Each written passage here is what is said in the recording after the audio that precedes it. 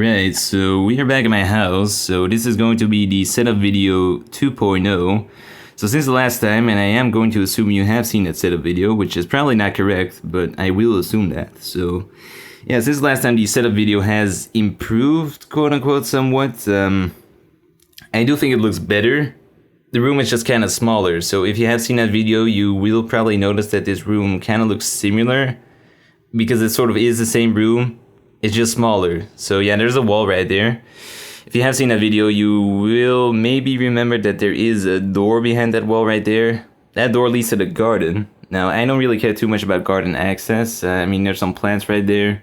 The outside world is kind of dangerous when you think about it. Bears live there. Those are very dangerous. Polish people live right there. They're Polish. They're not very dangerous though, but sometimes they do kind of get loud. There's also this cat that likes to stray around the garden. That cat is pretty fucking loud sometimes. Mainly during the nighttime. Anyway, during the first few weeks of the summer, we built a wall there. So there was free garden access without having to disturb me, which I do like. I don't really like being disturbed. But yeah, built a wall there from scratch. It was a pretty interesting process. I wouldn't really say I liked the process. It was kind of tedious and a lot of work, but I mean, it is one of those life experiences, building a wall. I mean, that's kind of exciting, right? Anyways, other than that, most of the stuff is still the same. The PC is still the same. Maybe since the last time I got some new components, I'm not entirely sure. The monitors are still the same. But I got some extra things. So actually I should mention, I also bought a new phone because the old one was kind of getting outdated. Which is why the camera work should be a tad bit better. Well, the camera quality should definitely be better because I'm shooting at 4K right now, which means I do have a 5-minute recording limit. So I have to make this quick, but we got some extra things. So I got a monitor stand to get some extra desk space because my just plain monitor stands used to take up about half of the desk space, which I couldn't really use because they were blocking it. So I got a monitor arm, which so far I'm very pleased about actually. Things like the Arctic Z2. We'll probably leave that in the description, but yeah, it's just some aluminum, or it might be steel, I'm not entirely sure, but it's just some tubing and two arms sticking out of it, which you can attach to your monitors, so I can actually have them side by side, neatly, and there's desk space below there, so far very pleased about that. I mean, it is kind of tilted, but I don't think you can really avoid that. But yeah, so far really good. They haven't fallen down either. And also got a microphone arm. So yeah, those upgrades have pretty much just been to save desk space. So far really liking the mic arm as well. That's the Rode PSA-1, I do believe. Also, it just looks a lot cooler. So instead of having to slide over the desk mic in front of my face, I can actually just pull it there. I could show this off if I can hold my phone without having it drop. This phone was pretty expensive, so I'm gonna hope it doesn't drop. And that's pretty cool right there.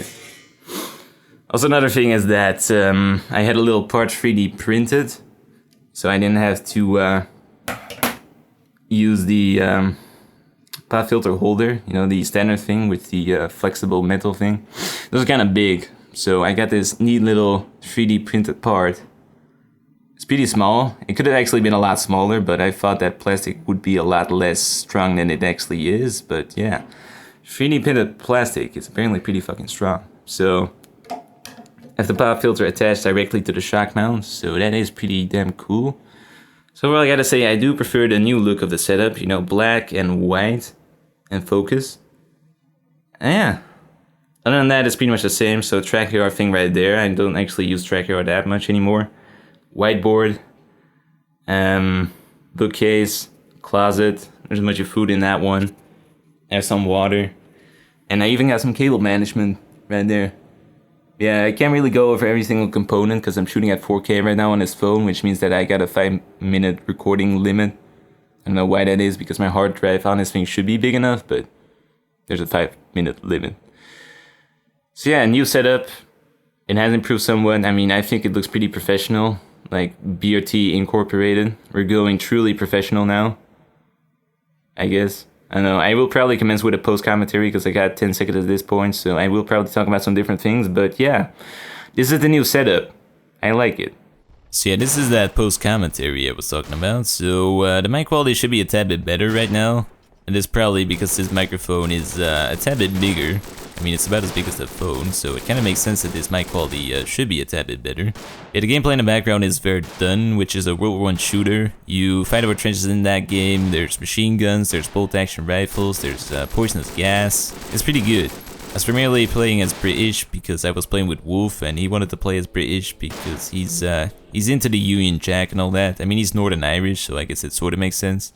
But yeah, pretty good game. But yeah, I wanted to talk about a few things. So first of all, uni is starting up in not too long, which means I'll probably have less time to make and upload videos. You know, there's an entire process that goes into creating these videos, and with uni, most of my time during the week will probably be spent on learning things. Then secondly, I wanted to actually make a Q&A video. A few people asked me to do one. I wanted to do one for a while. Well, I considered making one for a while. Last set of video, I do think I asked for a few questions actually. But all I got was this, which I didn't really think was too thought-provoking. So if we can get some better questions this time around, I will probably make that Q&A video after all. So if you have a real thought-provoking question, you know, an interesting question, it could be about anything, about YouTube, about science, you know, I'm prepared to share my knowledge about finance, maybe. I don't really know too much about finance, but, you know, maybe I could answer that question. So if you have a good question, ask the question, and I might make a Q&A video out of it. We'll see.